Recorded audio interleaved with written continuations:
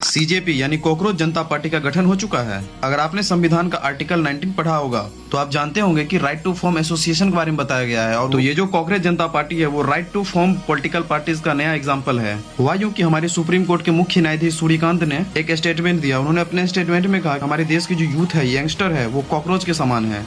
ये बेरोजगार और लेजी लोग हैं, ये हमारे सिस्टम को खोखला कर रहे हैं। इन्होंने कहा कि ये आरटीआई के सोर्स से, सोशल एक्टिविज्म के माध्यम से ये हमारे देश का डेवलपमेंट रोकना चाहते हैं। फिर जब इनकी बात सोशल मीडिया पे ट्रोल होने लगी तो इन्होंने अपना स्टेटमेंट में जस्टिफिकेशन दिया है। इन्होंने कहा कि मेरा कहने का ये मतलब नहीं था, मैंने युवाओं की आलोचना नहीं की। इन्होंने कहा कि दूसरे जो फर्जी डिग्री वाले लोग हैं वो वकालत, मीडिया हाउसेज और सोशल एक्टिविस्ट बनकर आ गए हैं। तो सर, जब देश का हाल गटर जैसा होगा तो कॉकरोच आएंगे ही ना।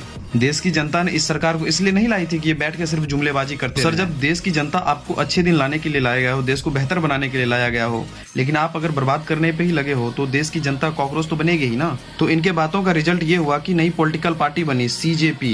इनका अपना मोटो है, ये पार्टी डेमोक्रेटिक, सोशलिस्ट और सेक्युलरिज्म को मानने वाली यंगस्टर की पार्टी है। और इसके बाद इस पार्टी ने अपना मैनिफेस्टो भी जारी किया है जिसमें इसने यंगस्टर की ही बात की है। इन्होंने अपने मैनिफेस्टो में बताया कि किसी भी न्यायाधीश को रिटायरमेंट के बाद राज्यसभा की सीट नहीं दी जाएगी।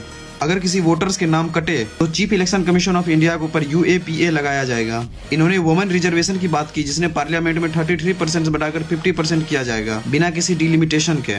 इन्होंने अपनी मैनिफेस्टो में और भी बहुत सारे बात किए हैं, आप इस वीडियो को पॉज करके इसे पढ़ सकते हैं। और फिर इन्होंने जेनजी से सजेशन भी मांगा कि आप बताइए कि हम और नया क्या कर सकते हैं। और फिर इसके बाद बहुत सारे लोगों ने इन्हें मेल किया कि राइट टू रिकॉल को लाया जाए, हर एक चीज का ऑडिट होनी चाहिए, इलेक्ट्रोल बॉन्ड के थ्रू जो पॉलिटिकल पार्टीज को फंडिंग मिलती है या फिर पीएम केयर फंड जैसा कुछ भी नहीं होगा, ये सब टैक्स के दायरे में ही रहेगा।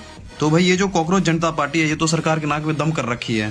एक दिन पहले तक इसके इंस्टा पे 100 के फॉलोअर्स भी नहीं थे और अभी आप चेक करो इसके इंस्टा पे 3-4 मिलियन फॉलोअर्स हो गए हैं। तो भाई आपको क्या लगता है, क्या ये युवाओं की पार्टी टिक पाएगी या फिर ऑनलाइन आवाज बनकर ही रह जाएगी? अपने अपने विचार कमेंट्स में बताओ।